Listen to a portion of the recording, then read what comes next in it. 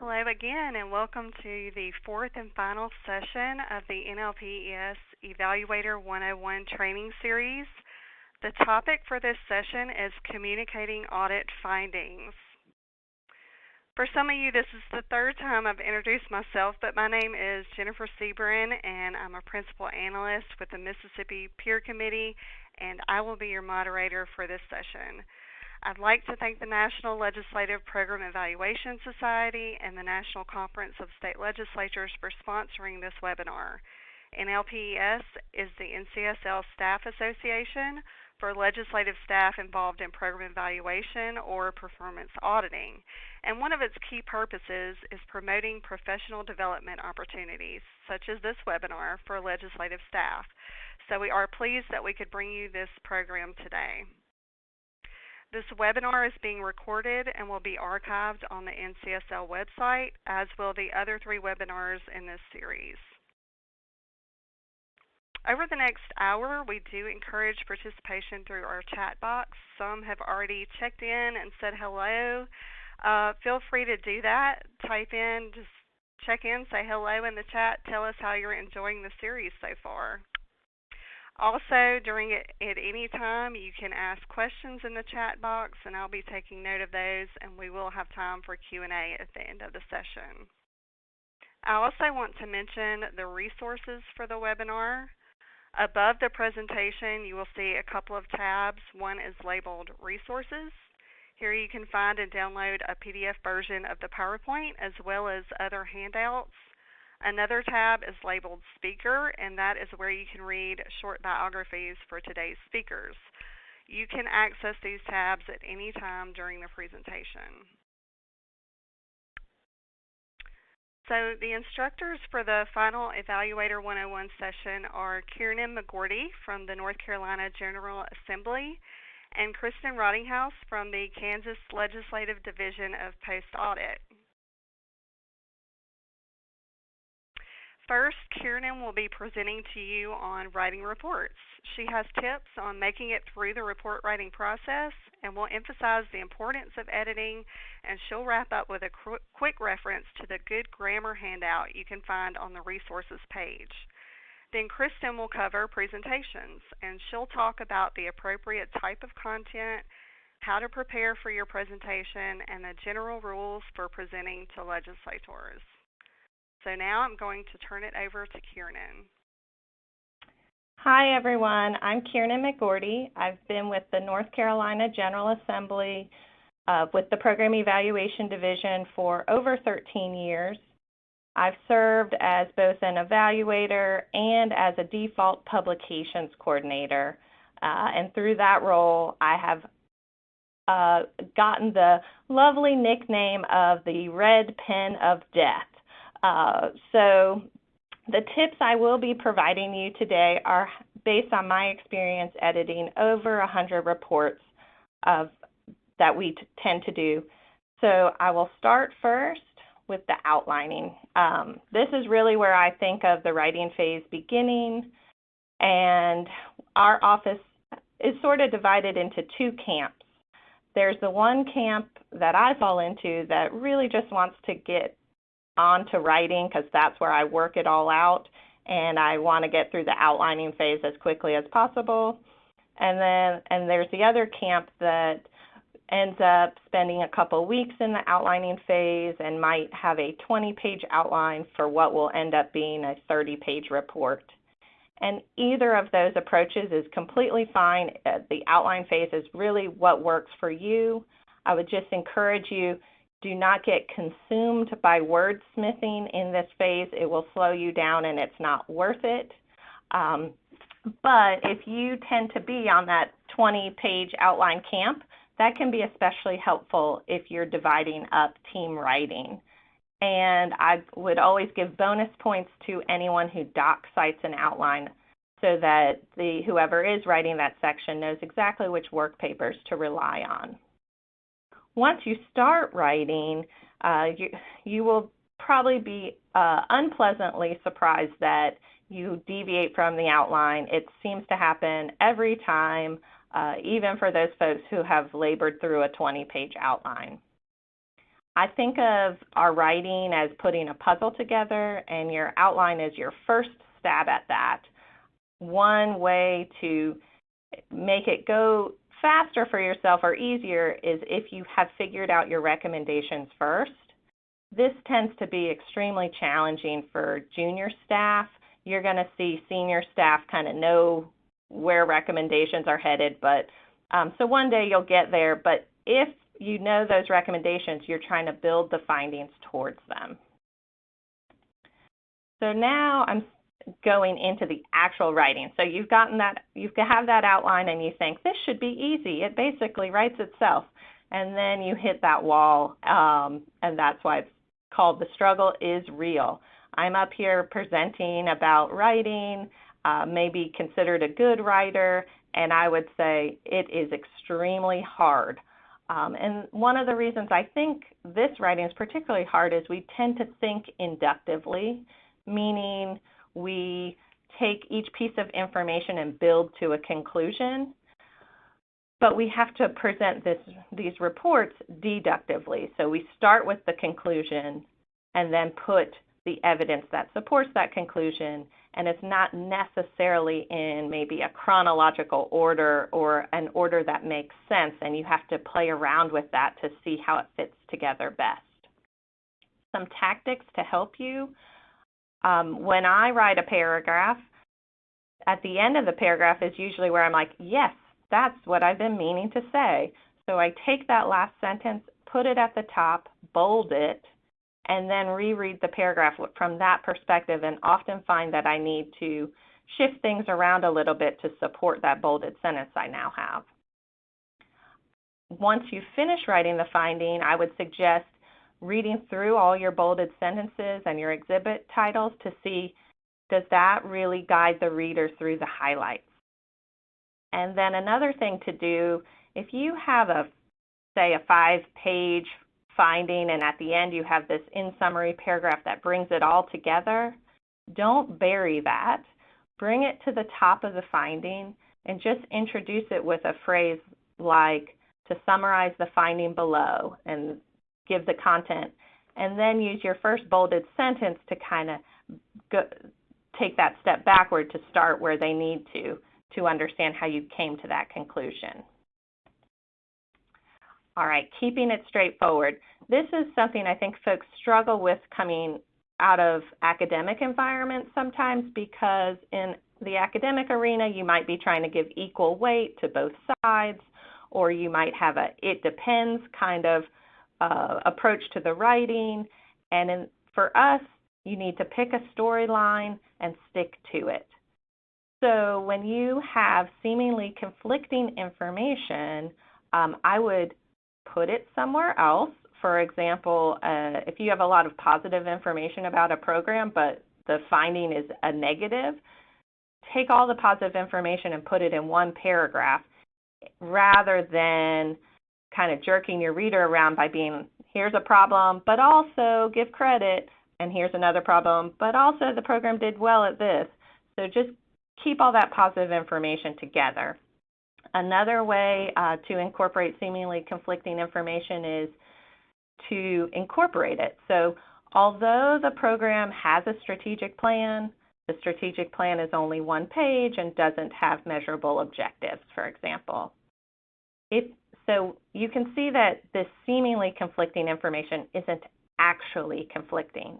If through your data collection efforts you have conflicting information, as in your data doesn't have a clear picture, then you're in different territory and you want to take a step back and figure out, should we be drawing this conclusion? All right, keeping it simple. Again, hard if you've come straight out of school because you're used to using that thesaurus to look smart, and here we want to do the opposite.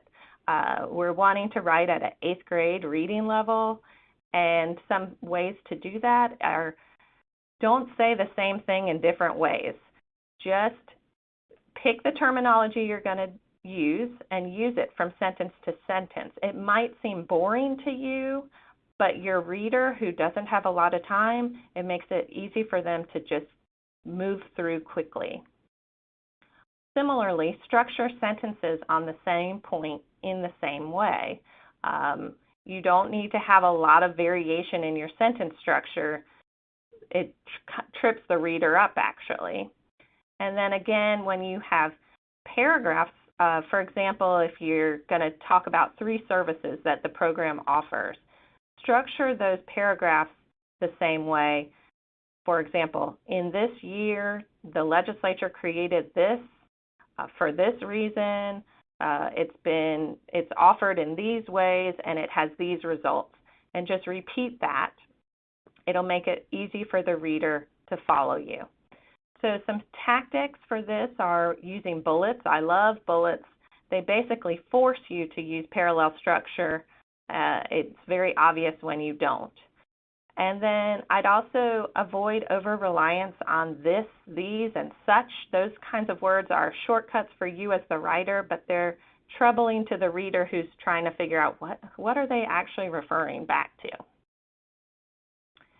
All right, keeping it short. Most of us tend to write too much. That's also a product of our education. So constantly ask yourself, does the reader really need to know this? One of my biggest tools over the years to avoid this has been when I start a report or a document, I also start a separate document I call extra. And here's where I dump everything that I've worked hard on and then realize, they don't really need to know that.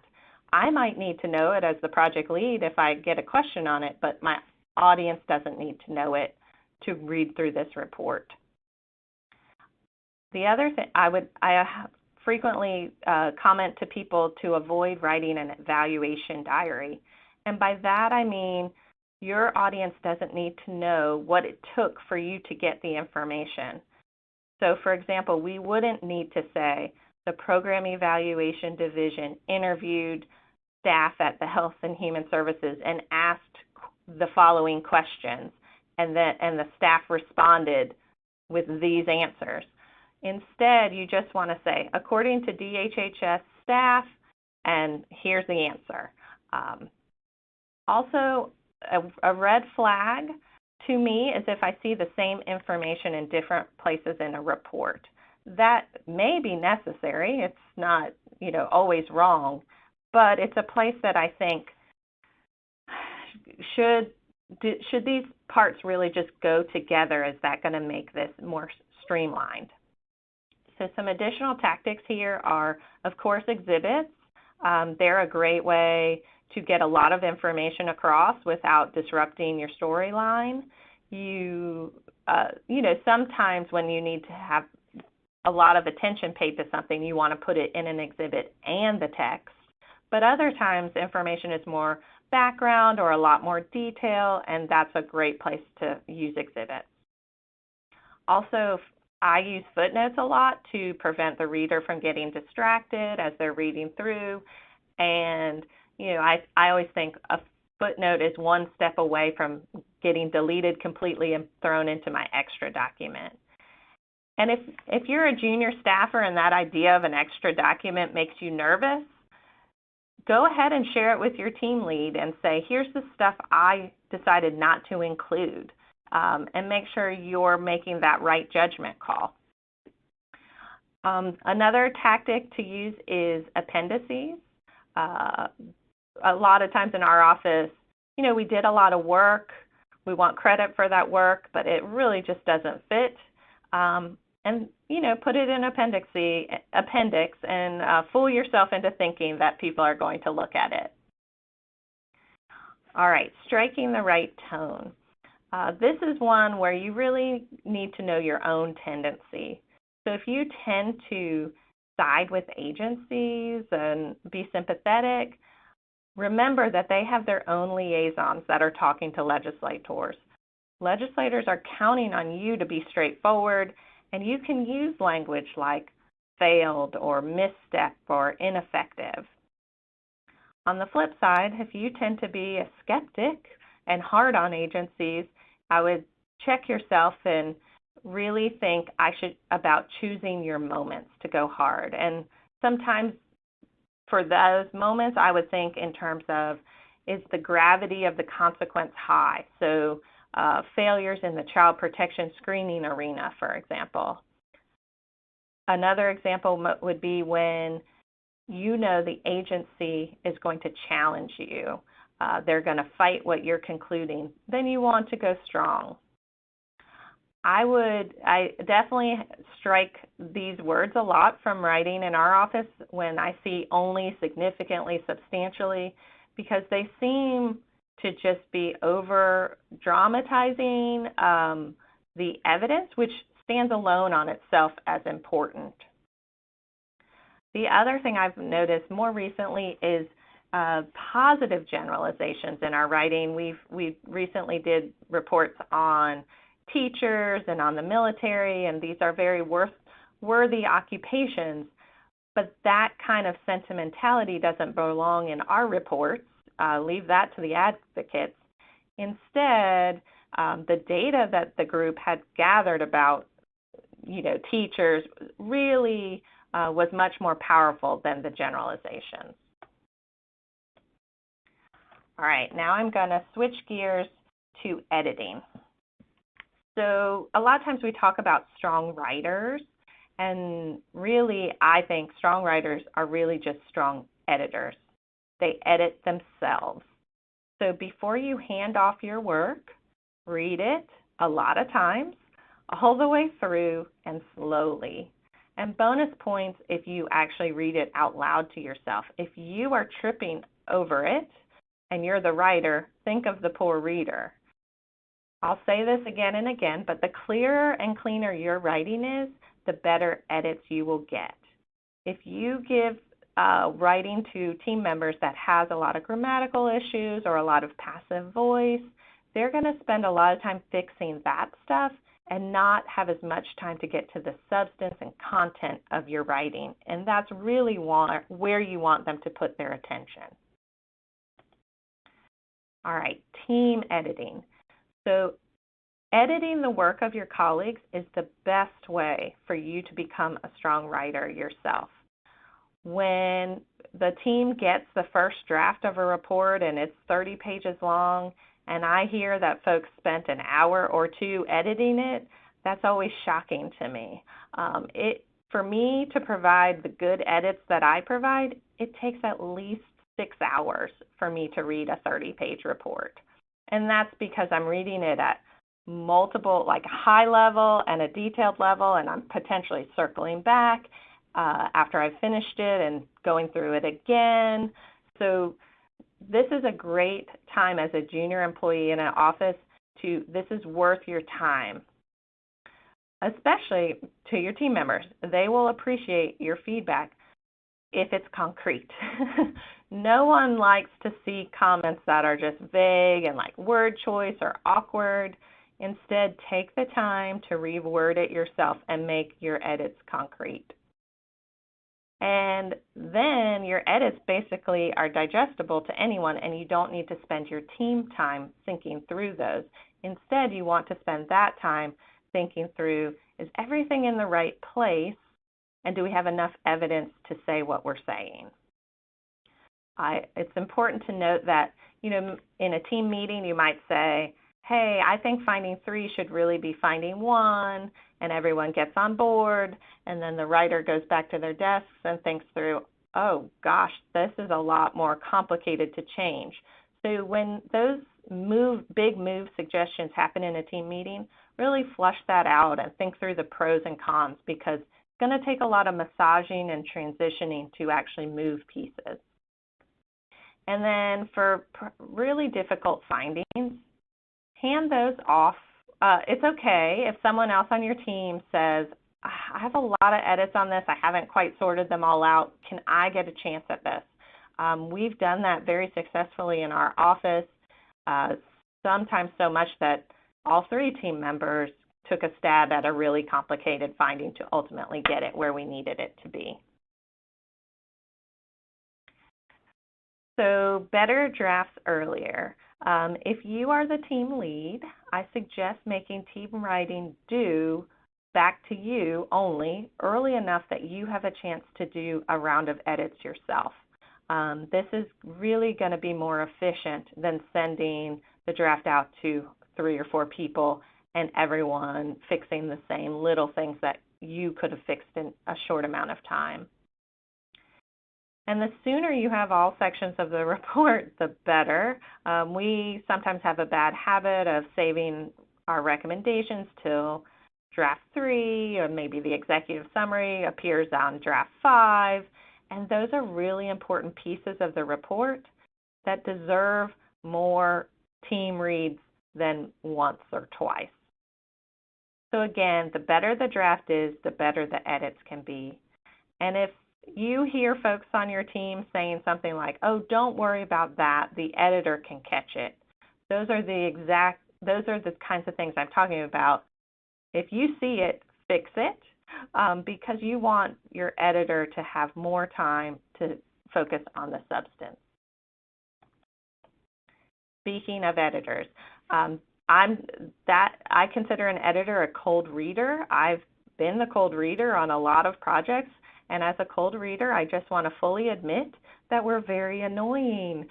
We did none of the work, and we have so many suggestions for you, and we are so proud of ourselves, and you're thinking, this is just a ton more work for me. So I feel your pain, but cold readers are extremely valuable.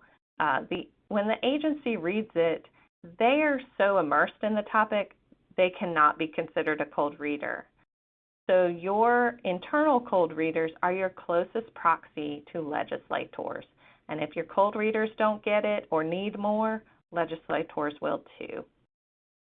So I've already touched on accepting feedback is hard for everybody, myself included.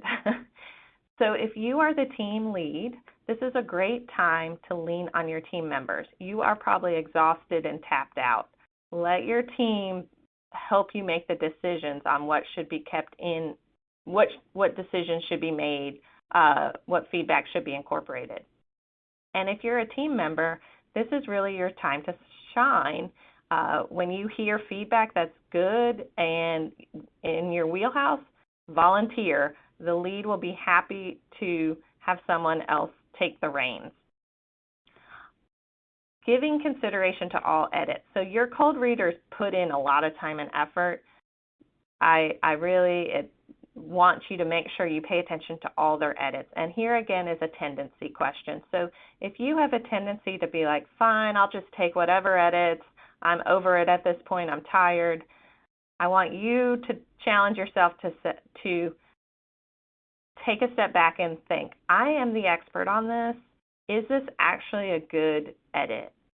And if it is, build upon it. The strongest writers are the ones who take feedback and don't just take it word for word, but actually bring it up a level. On the other hand, if you're someone who tends to kind of be dismissive, no, you need to check yourself too and think, do I have a really good reason for not taking this edit? I don't have to love the exact edit they gave, but they're probably onto something. And a great time to, if you have that tendency, I would find a team member who's more open to the feedback and run through it with them to be like, are we both in agreement that this is not worth doing? And then this is just a reminder that edits in one place often mean edits in another. This has definitely tripped us up before, where you change something in a finding but forget to change it in the executive summary or the recommendations. So lastly, I just want to highlight the Good Grammar handout that's in your resources. It's 2 pages of tiny font packed with a lot of information, but I've put on the slide here some that would be particularly helpful to your editors in your office. So the first one is just use acronyms sparingly. It's a shortcut for you, but it's actually hard on readers. And then these other ones about avoiding too much passive voice, using parallel structure, making subjects and verbs agree, and the Oxford comma, using it according to your office's rules. Those last ones are fixes your editor cannot make in a vacuum. They're not going to know which necessarily which direction they should go. It's going to cause them to have to reach out to you, and that just takes a lot more time. So if you can take care of those on your own, they'll be able to focus on substance. All right, I'm going to hand it over to Kristen now. All right, thanks, Kiernan. And hi, everyone. My name is Kristen Rottinghouse. So I have been with the Kansas Legislative Audit Shop for just about 9 years now, and presented to the legislature and several other audiences, such as this one, over the course of my career, both as a supervisor and now a manager. So I'm going to talk about some of my suggestions, but of course, do what your office says to do or not to do. I'm sure everyone's got their own kind of rules and ways that they go about this. But before I jump in to my section, I just realized I didn't change the slide.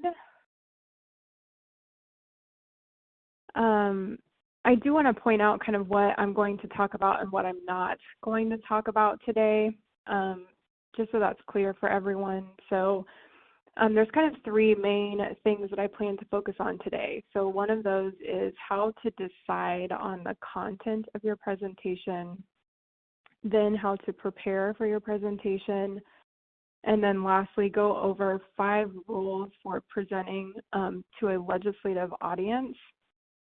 But what I'm not going to talk about today is public speaking tips. So that's kind of something totally separate. And also, I just want to give kind of a quick shout out to Scott Frank, my former boss, who is currently with the Washington State Auditor's Office. I am borrowing very heavily from content that he has presented in the past as well. So with that in mind, I'm going to jump right into discussing the content for your presentation. So my suggestion is to first just start by thinking about what it is that you're trying to communicate. For example, I think this is probably the most common scenario that we as legislative staff find ourselves in, but that's a general presentation. So we just did our audit work, and we're going to go to our legislative committee and present the results of that work. In those instances, the message that we want to communicate is basically a summary of that work. Conversely, there may be occasions where we want to present on something more narrow. So for example, we go before the legislature to provide background testimony on a bill. In that case, the message you want to communicate is not a summary of the entire report. Of course, they're looking for something more specific, so you will want to pull out and kind of focus on the relevant points from the audit work that you did. So once you have kind of the message in mind that you're trying to communicate, then you'll need to decide what supports that message, which I'll talk about a little bit more here in just a minute, and how to organize that information. And I would suggest kind of thinking about that, the content and organization, in 3 buckets, if you will. So the first of those is to preview your message. So that's when you want to tell the legislature what it is that you want to tell them. So that includes introducing yourself, identifying, pointing out any handouts that you have, what it is that you're going to be speaking from. And then also just to preview your message so that they have kind of a roadmap for where you're going. So here is where brevity is really important. You're going to have however long you have to present. Let's say it's, at least 15 minutes, something like that. That's a lot of information to take in for legislators. They're often distracted and have a lot going on. So part of the preview is your chance to make your message very clear by giving kind of your main answer and then supporting that answer with the main points that support it. So I'll kind of give you an example of how a preview of mine might sound. Thank you, Madam Chair and members of the committee. My name is Kristen Rottinghouse. I'm a performance audit manager with Legislative Post Audit, and I'm here today to talk to you about our state's licensing program.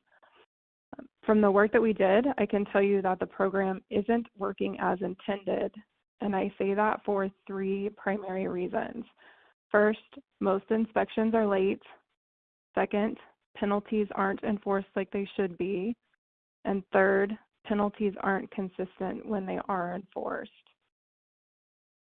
So it gives them kind of something to grab onto and to understand how all the information that I'm about to unpack for them fits together without kind of getting lost in the weeds.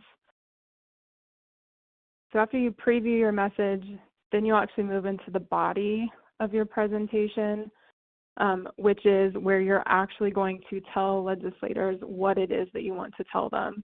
So in the example that I just gave, I highlighted 3 primary pieces of evidence to support our answer. And so then in the body, I would provide additional information for each one of those points. So here, kind of like Kiernan was talking about when it comes to writing and thinking about your draft report, something you'll also want to think about when you're presenting is how to include as many details as are needed to make the point, but not any more. So skipping things that don't matter, like general background points, minor findings. It might even be the case that you end up skipping something that you would consider to be maybe a relatively important finding. But remember that they do have the written report, so you can always point to that and simply gloss over it in your presentation. And then once you've kind of gone through the body of your presentation, then you'll move into the conclusion, of course.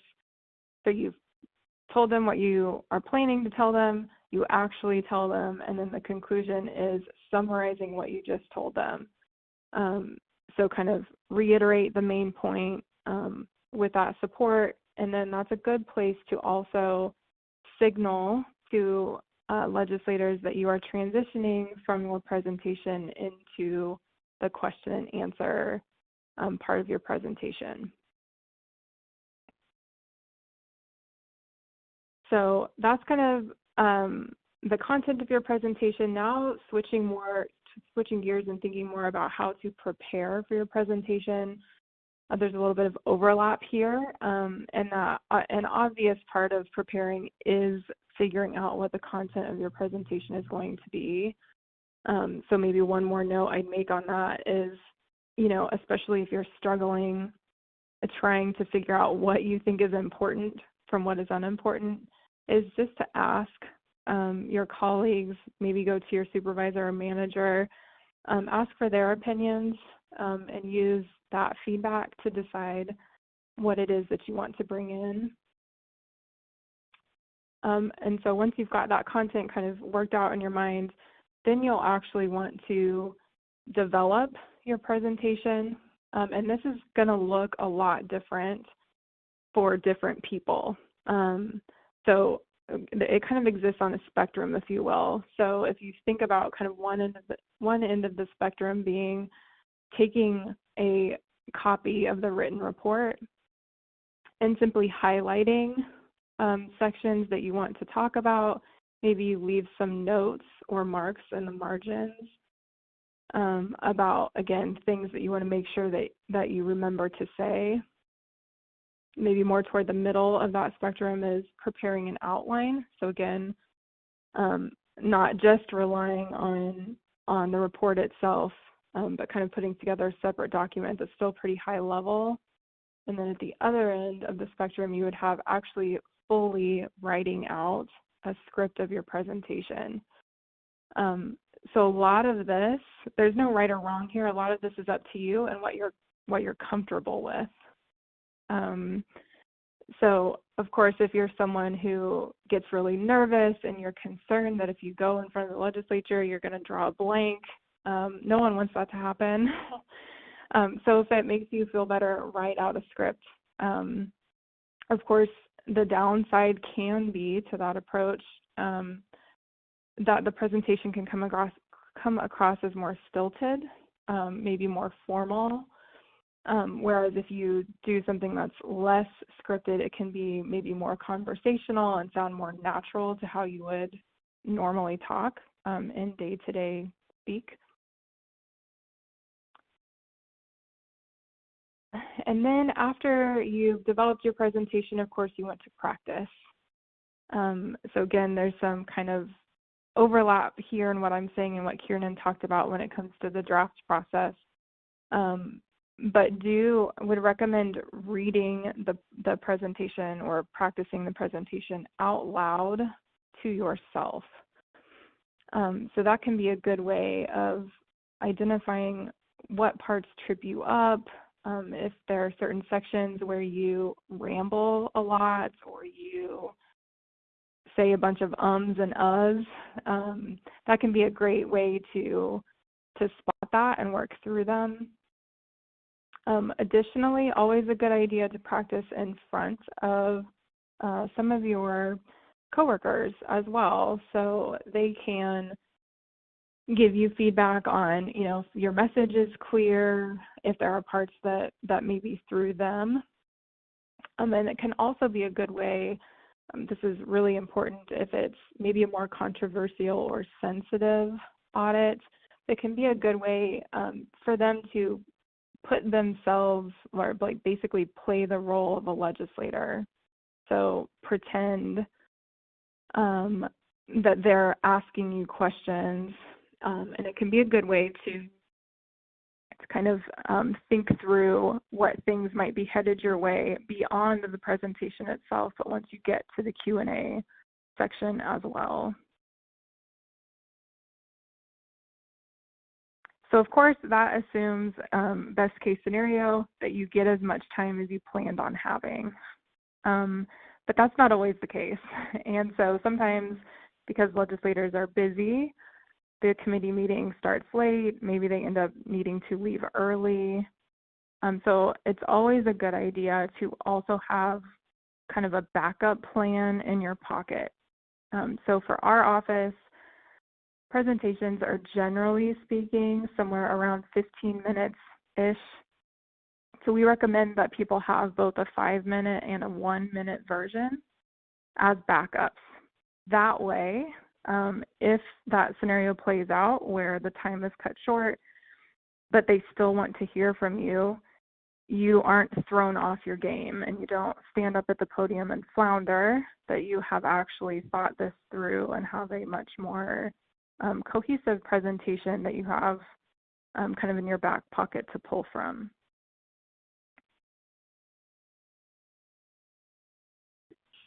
So that was preparing for a presentation, and now thinking about kind of the last section I wanted to hit on today is 5 rules for presenting to legislators.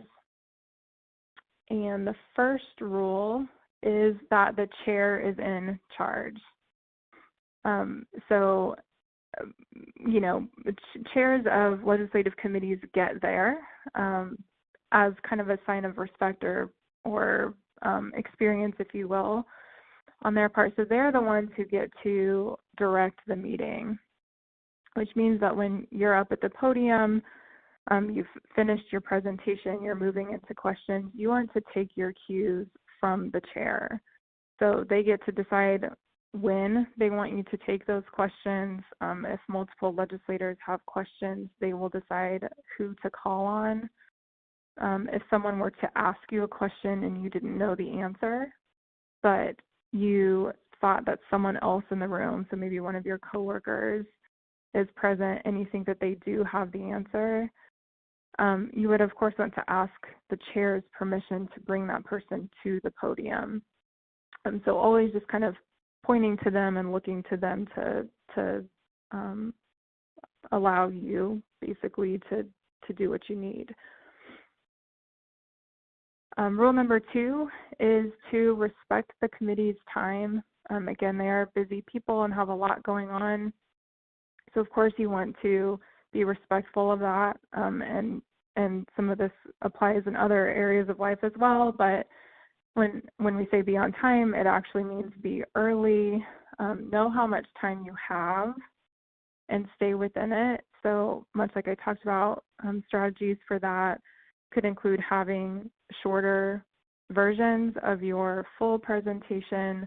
It might mean, making sure that you have a watch, or if you bring like your cell phone, of course you want it to be on silent, but it's a way to kind of use a timer, something to make sure that you're mindful of how much time you're taking. And then rule number 3 is to know the committee's protocols. So again, some of this is as a sign of respect for the committee, but another part of this is actually to help you. So a lot of these kinds of protocols can be distractions from your presentation.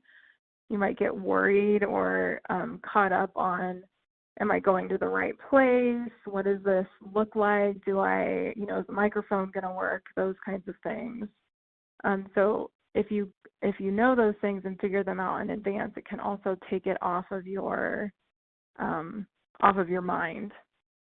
So this would include things like knowing what room you're going to be in, what time the meeting starts, if there's more than one speaker, what order are those speakers coming in, is there a plan for when the questions would come, if you need to provide handouts, are those hard copies nowadays?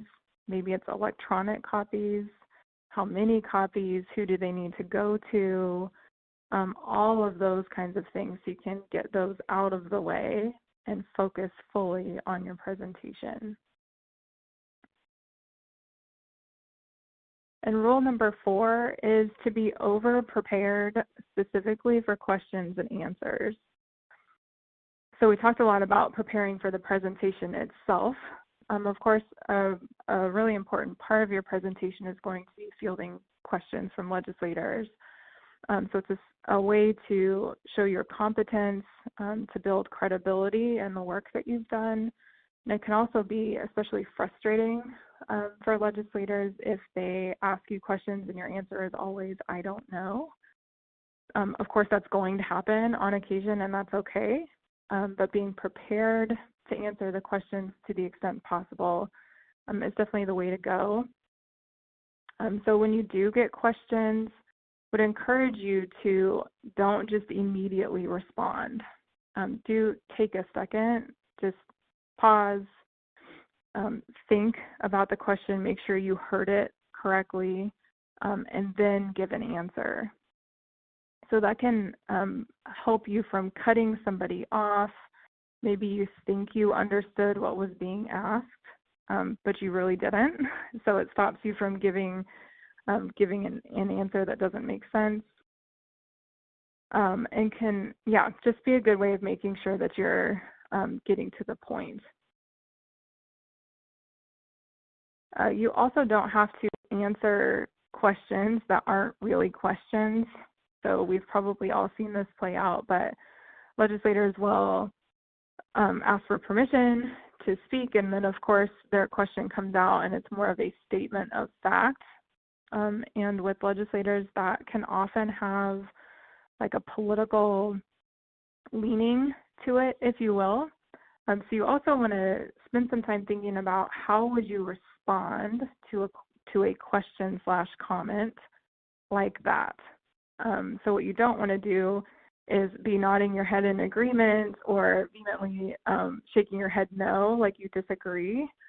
So if you spend some time preparing for that, you can be maybe more stoic. It's okay, of course, okay to smile, but then maybe your response is something more like, that's one way of looking at it, instead of saying yes or no or forcing yourself into agreement. And then, of course, they might have questions that you're unable to answer. So here you just want to think about, if you can't get it to them, simply tell them, I'm sorry, I don't know the answer to that question. But if you can get it for them, maybe it's information that you have in your work papers or underlying audit documentation, but you simply can't remember it. on the spot, then tell them as much. Say, no, I don't, but I can get that information for you. The key there is you don't want to promise something you can't deliver. So if you don't have the information, don't suggest, of course, that you can get it for them. And then the fifth rule is to just stay professional. So legislators, on occasion, they can ask questions that seem out of the blue. Maybe they are just very aggressive in their line of questioning. They don't like the audit findings, and you can sense that in the way that they're reacting to you. So what you want to do is just stay calm, cool, collected. Be a consummate professional. No matter what you do, you don't want to get into a public confrontation with a policymaker. That, of course, would not be a very good look as legislative staff. So that wraps up my section, and with that, I will hand it over to Jennifer so she can go through questions. Okay. Thank you so much, Kiernan and Kristen, for your presentations. I've been writing and presenting for many years, but I learned some great tips today too, so thank you. So we do have a question to kick it off. I would encourage the audience to go ahead and enter your questions in the chat box. We have about 10 minutes, so we have plenty of time to answer your questions. Our first question is for a report, who is the audience for the reports that we do? And I'll kick this question over to Kiernan first. Sure. This is one I love answering because we have multiple audiences. So I framed my talk as legislators are your audience, but a frequent joke in our office is maybe 5 of them read our report. So I also think of the audience as the agency, of course, and that's where the detail is really important, especially you're trying to show them we really understand what you do, but we have some suggestions for improving it. Another audience I think of as ones that we maybe never interact with, which is the public or folks, grad school students, even folks who are looking at our stuff that we don't know about. And I think of our reports often as, I will say, 80% of it is educational. So usually we're told to look at a topic that maybe nobody has looked at before, and it's complicated, and you're spending that background part that may seem like legislators are just going to flip right past it. That piece is also really important for that audience who you're trying to educate. And we have found also just talking to other division staff how much they are audiences of our reports as they deal with bills that are moving through and go to our reports as a source of that educational information. That's great. Okay, this question is for Kristen. Do you have any tips or tricks for maintaining composure during presentations on heated topics where legislators get into lengthy discussions regarding what you've presented? I don't know. I don't want to say that I have any magic answers here. I think a big part of this is really about preparation. So if you've had a chance to kind of prepare yourself in advance for those kinds of things, it can make it easier to not react when you get that sort of response from a legislator. I don't know. Kiernan, can you think of anything else to add to that?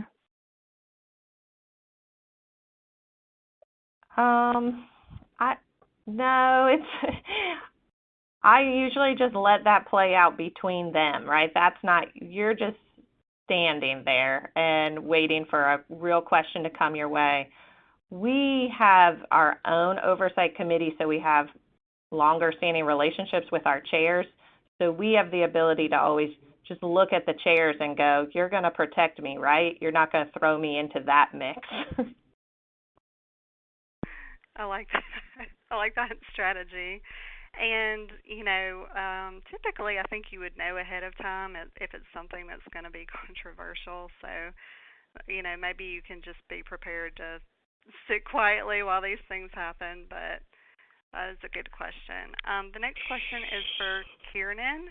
Can you speak more about team editing? What specifically does your office do? Sure. So our teams are usually 3 to 4 people, and in the report writing phase, you probably divvy up the report. So, someone's writing one finding, someone else is writing another finding, and so on. So you go off and write your separate sections, but then you bring it all together. Sorry. That was like, I definitely could have makes this answer much more interesting. So the team each sees other people's writing all together when it's pulled together, and that's why I made the suggestion that the lead should set a deadline that they read through it all once first. But usually our teams are going through maybe 2 drafts before we involve our publications coordinator. He'll read it once through and give the team feedback at a kind of high conceptual level. Then the team will go back and do another draft and then give it back to him, and this time he's going more nitpicky. And so we're really already on draft 4 here when it goes to the concurrent, and it would go to me. And then we're giving high-level edits, but also if we catch any grammatical things at that point. So by the time it goes, then the team goes back and works on those. And so by the time it goes to the agency, you're really on draft 6 for a preliminary draft going out to an agency. So I hope that answers your question, that the team for each of those versions is expected to read it along with the, cold readers too. I'm not sure how closely they are because they might be over it by then, but I do think of a lot of hands are in the mixing pot there. Yeah. Okay. We have another question. Time-wise, how long do you anticipate your editing process takes? And I guess each of you can answer that. We'll start with Kristen. Sure. For our office, we actually recently made some pretty radical changes to our writing process to try and make our draft reports much, much smaller. So I'm talking like 15 to 20 pages max, which is significantly shorter than they used to be. And part of our way of getting there actually backs up into the finding sheet process. So when we put our audit documentation together, we pull that into a finding sheet and treating that document, the finding sheet, more as our outline.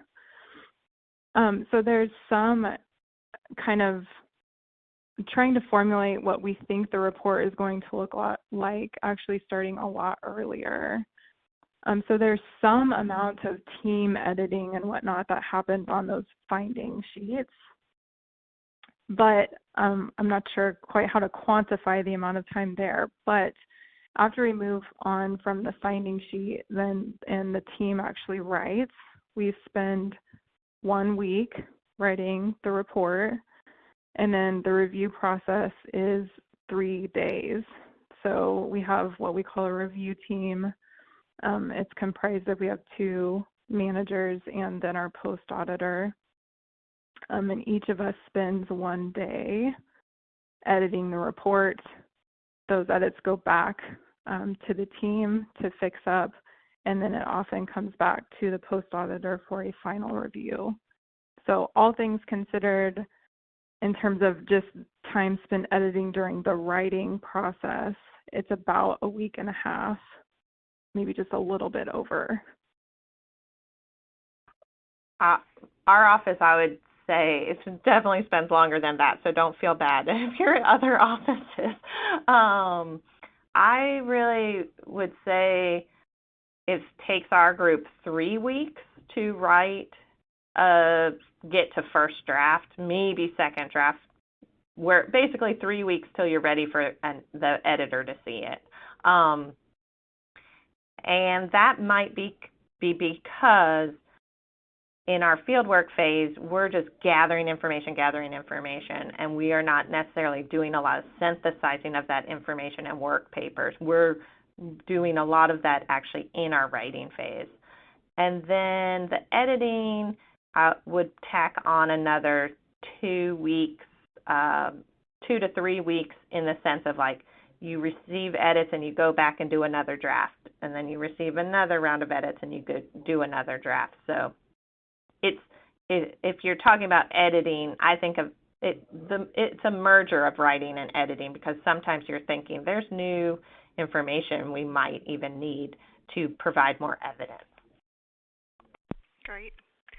Okay, so Kiernan, do you have any tips for maintaining a single voice when you have multiple writers? Because that does happen a lot in our work.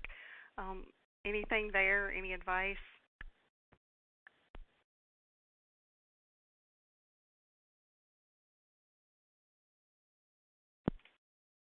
Kiernan?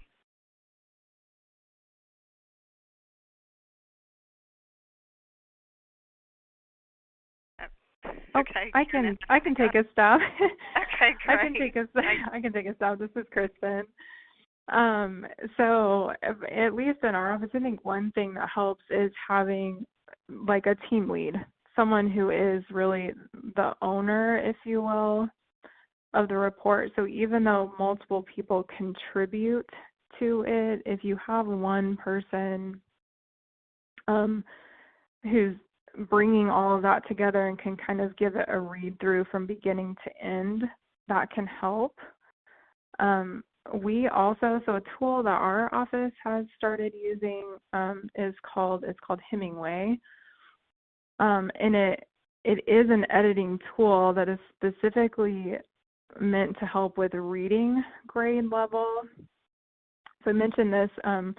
Our focus was we used to write reports that were more like maybe like 13th to 14th grade reading level, and our goal was to get that to be simpler.